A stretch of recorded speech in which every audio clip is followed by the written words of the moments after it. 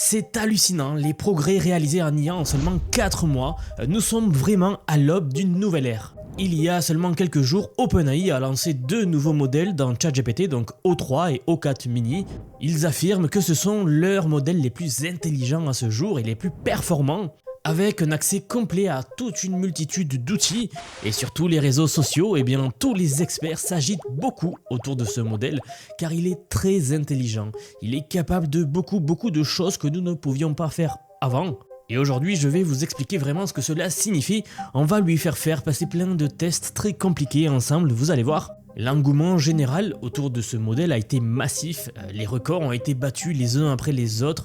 Alors j'ai passé ces derniers jours à le tester pour voir exactement à quel point il était bon ou mauvais. Dans cette vidéo, je vais donc vous présenter quelques fonctionnalités vraiment impressionnantes et très intéressantes que vous pouvez réaliser avec. On va faire un deep dive et vous allez voir certains tests complètement fous que ChatGPT arrive maintenant à faire, que nous n'avions jamais réussi à faire passer à une IA, à une intelligence artificielle. Et on va rentrer dans le vif du sujet. Je vous rappelle que si vous appréciez la vidéo, n'oubliez pas de la liker ou de vous abonner si ce n'est pas déjà fait. Et je vous rappelle que j'ai mis en place une newsletter, une liste de diffusion où je vous envoie des emails de lundi à vendredi avec les meilleurs résumés tech. C'est gratuit, il vous suffit de vous y inscrire, vous trouverez tous les liens donc en description sous la vidéo. Très bien, donc pour ce premier test, vous allez voir à quel point ChatGPT est incroyable pour trouver l'endroit où vous vous trouvez ou tout simplement l'endroit d'une photo. Ça a vraiment fait un très grand bruit dans les réseaux, regardez cet exemple. Vous avez ici un utilisateur qui demande à l'IA où est-ce qu'il est en fait et il a juste mis une photo de lui. Et l'IA trouve où il est de façon assez hallucinante. Là, quand vous voyez la photo, vous pouvez vous dire, bon, on ne sait pas trop où il est. Il donne un autre exemple, donc il donne ici une photo de Google Maps, sans plus de détails, et l'IA, elle trouve exactement où est-ce que c'est avec les coordonnées GPS. Eh bien, c'est ce qu'on va faire dans ce premier exemple.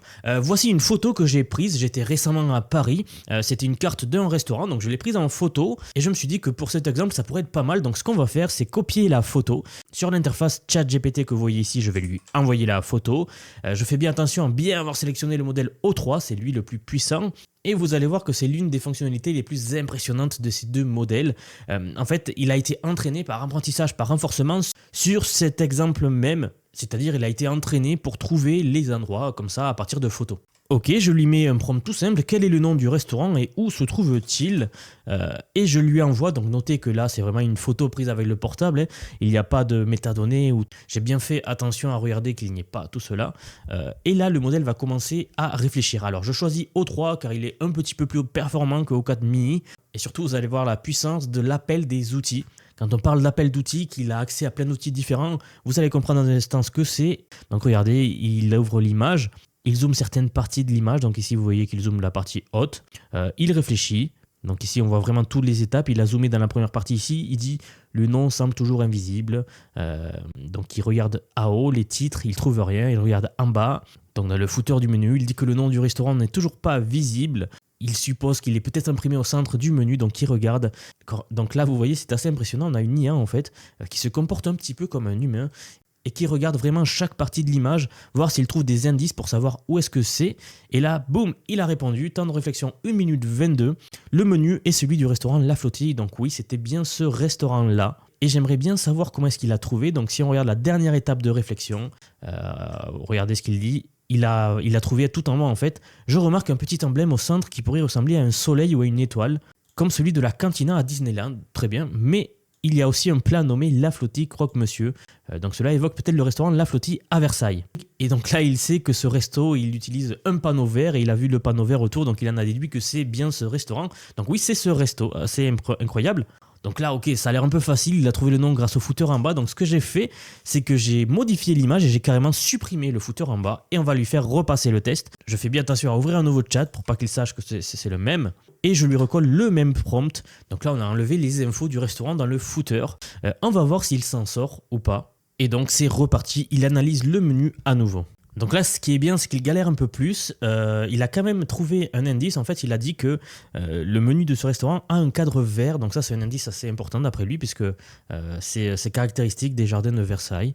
Donc je ne savais pas, mais apparemment voilà, c'est le cas. Donc là, il n'a toujours pas la certitude, il trouve le logo. Alors ce qu'il fait, c'est qu'il va sur internet pour comparer avec le logo d'un restaurant qui est peut-être celui-là.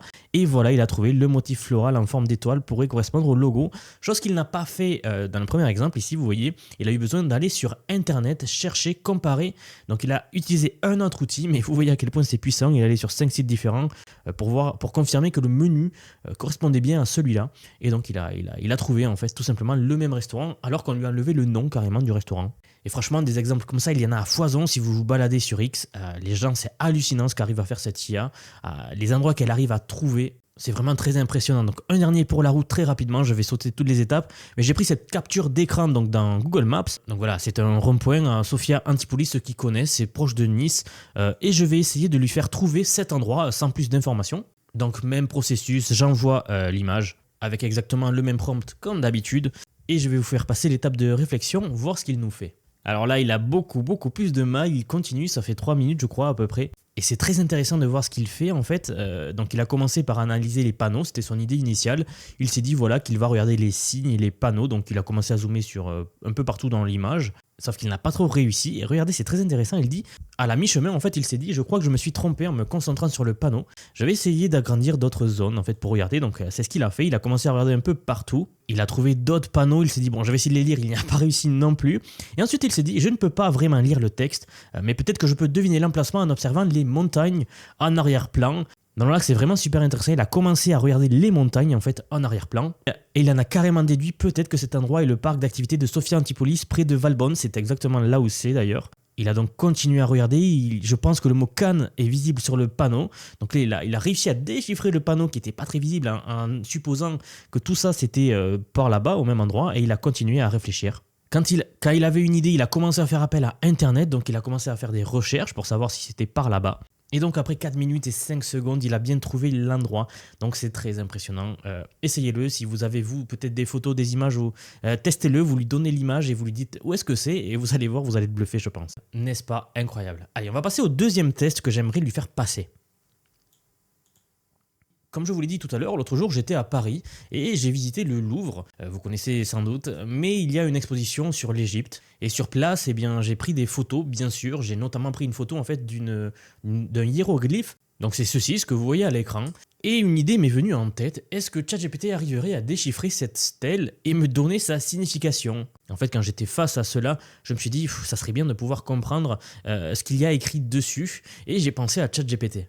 Et d'ailleurs, sur place, j'ai sorti mon portable, j'ai ouvert ChatGPT, j'ai fait une photo et je lui ai dit de me déchiffrer ça. Et à votre avis, est-ce qu'il a réussi ou pas? Il n'y avait pas O3 à l'époque. Eh bien, spoiler, j'ai été surpris par la réponse. Et ce qu'on va faire maintenant, c'est lui donner cette image à nouveau, mais avec O3, pour vraiment voir ce qu'ils peuvent faire. J'ai vraiment envie de voir qu'est-ce qu'ils peuvent faire. Donc c'est parti, je fais copier l'image, je retourne sur ChatGPT. Et j'avais donc préparé un prompt en suivant les techniques du prompt engineering comme je le montre à mes élèves. Et je lui dis, tu es un expert en égyptologie spécialisé dans la traduction des hiéroglyphes anciens. Puis le prompt continue, c'est pas très important, mais je vais cliquer sur envoyer. Et on va voir ce qu'il nous fait. Là, ça peut être vraiment très intéressant. Est-ce que l'IA est une bonne traductrice? Donc là, direct, vous voyez qu'il recommence avec son outil analyse de l'image. Donc il commence à analyser l'image. On va ouvrir sa réflexion pour vraiment voir ce qu'il fait en détail. Et comme tout à l'heure, il regarde donc diverses parties de l'image, il zoome, il commence à réfléchir. Il commence à analyser chaque symbole. Donc il dit l'image montre un chacal couché, probablement lié à Anubis. Il continue. Alors je ne suis pas un expert en égyptologie, mais je pense qu'on peut faire confiance à ChatGPT quand même, vu la connaissance qu'il a. Donc il continue très bien.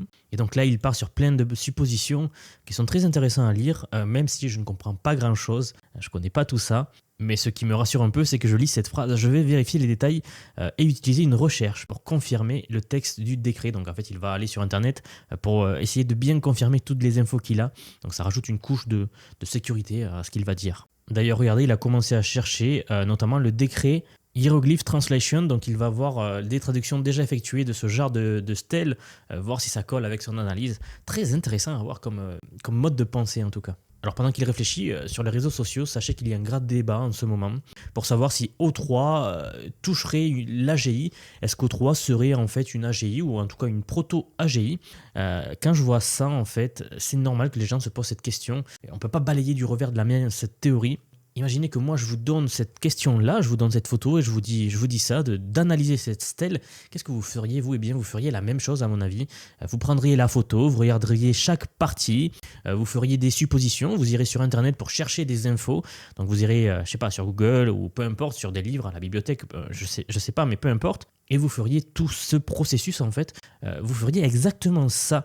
Et donc en voyant ça, est-ce qu'à votre avis l'IA, ou en tout cas les LLM, donc les modèles de langage tels que ChatGPT ou d'autres, bien sûr, hein, cela ne se résume pas à ChatGPT, est-ce qu'à votre avis c'est juste des simples modèles de langage ou est-ce que derrière tout cela, il y a bien plus? Eh bien, si vous voulez mon avis, c'est la deuxième réponse. Certes, ce genre d'IA traite majoritairement du texte, mais en fait, rendez-vous compte qu'avec le texte, on peut tout faire, ou en tout cas faire beaucoup plus qu'on le croit et faire la majorité des choses. Mais bon, dans tous les cas, cette question, je vous laisse la juger vous-même.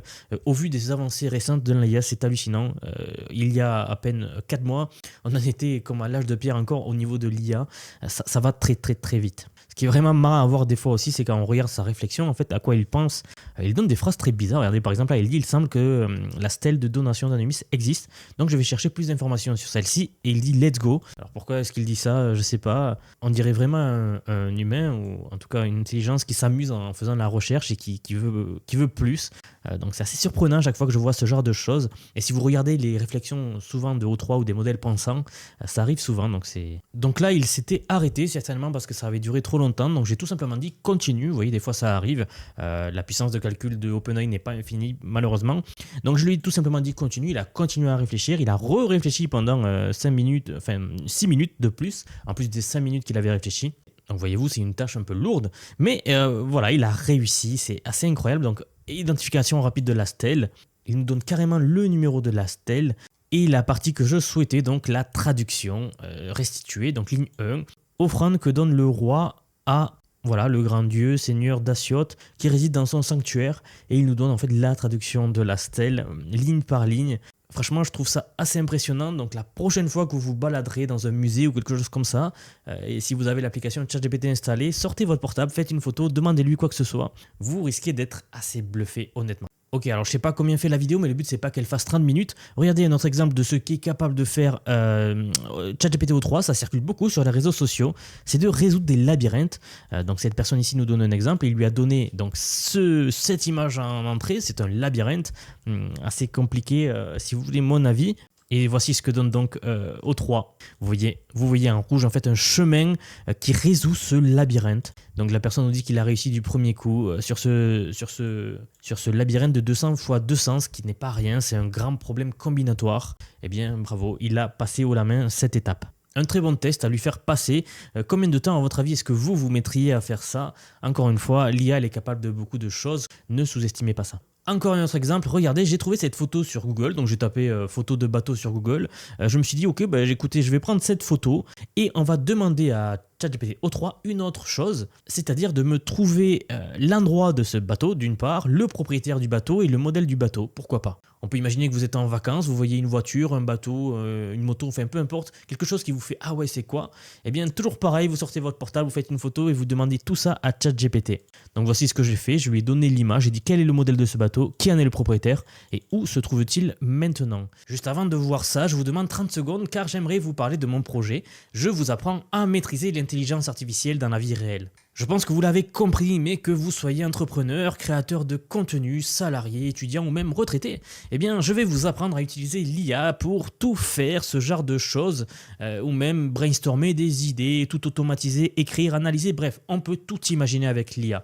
Dans cette formation, on ne parle pas de théorie, on parle vraiment de pouvoir, de vitesse, de levier. Cette formation, je l'ai vraiment conçue comme une boîte à outils ultra pratique. On y voit ce genre de démo en détail, je vous explique pas à pas comment tout marche. Mais pas que, je vous apprends vraiment l'IA dans sa globalité, donc nous voyons tout, les LLM, des outils pour générer des images, des vidéos, je vous apprends les premiers pas avec les agents IA, bref, tout y est. Nous sommes déjà plus d'un millier et les retours sont vraiment géniaux et c'est ce qui me pousse à continuer, donc merci pour le soutien. Le lien est en description ou en commentaire sous la vidéo. Venez faire un tour, vous n'y serez pas déçus. Donc oui, si vous voulez rester dans la course, c'est le moment d'embarquer. Donc je lui envoie, regardons le résultat qu'il nous donne. Ok, il a fini, 2 minutes 48 secondes, donc pas mal.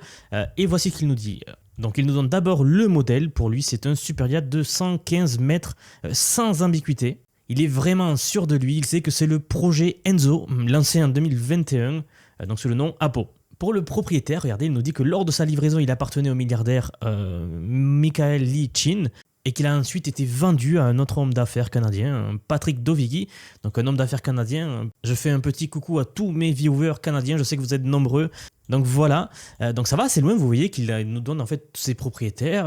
La position actuelle au 23 avril 2025, c'est bien la date à laquelle je tourne la vidéo. Donc là, on est vraiment sur des infos à la minute. En fait, il est vraiment allé chercher les signaux les plus récents pour nous dire où est le bateau. Donc là, on sait qu'il est à Miami actuellement, que ce bateau est à Miami, il nous donne les coordonnées. Est-ce que c'est bien ou pas? Je ne sais pas. Il y a tout un domaine sur Internet qui s'appelle Losint, alors je ne sais pas si je le prononce bien, c'est O-S-I-N-T, qui est un domaine en fait qui consiste à recueillir plein d'informations sur des images et déduire la localisation des gens comme ça. Et bien là en fait ça l'a fait en 2 minutes, c'est vraiment incroyable. Donc Patrick Dovigi, peut-être vous êtes l'un de mes viewers, ce qui m'étonnerait fortement, mais on sait que vous êtes actuellement à Miami et que votre bateau s'y trouve. Petite phrase de fin également intéressante, il nous dit « Vous l'avez photographié depuis la Côte d'Azur ». Donc en fait, dans cette photo-là, il était à la Côte d'Azur apparemment. Donc vous voyez, ça va assez loin, on pourrait continuer à lui poser des questions. Donc un petit exemple assez intéressant. Allez, un dernier test pour la route. Je vais lui demander de créer un livre pour enfants de 5 pages. Chaque page doit contenir un court texte et des illustrations mignonnes. Les pages doivent être cohérentes. Donc là, je veux tester la cohérence de ChatGPT entre elles. Est-ce qu'il peut nous générer comme ça un livre facilement et cohérent? Génère une image pour chaque page entière. On va voir ce qu'il nous fait. Voici ce que m'a donc fait O3. On a effectivement un petit livre d'images comme ça, qui peut être très intéressant pour les enfants en bas âge. Si vous en avez, eh bien testez-le. Allez sur O3, vous testez de lui demander de créer un livre d'images comme ça sur un concept que vous voulez. Si vous voulez leur apprendre quelque chose, etc. Là, j'ai dit au hasard, mais vous pourriez aller plus en profondeur dans ce que vous voulez dans votre livre. Donc oui, super, encore un test bien réussi par O3. Alors là, on a vu 4 ou 5 exemples, je sais plus, mais en fait, il en existe beaucoup, beaucoup plus. La question que vous devez toujours vous poser, c'est lorsque vous vous retrouvez face à une tâche que vous devez faire, maintenant, de plus en plus, cette petite musique au fond de la tête devrait sonner lorsque vous devez faire quelque chose. Est-ce que O3 y arriverait ?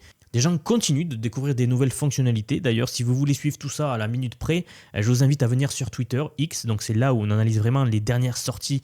Par exemple, on a appris il y a peu que DeepSeek R2 va bientôt sortir.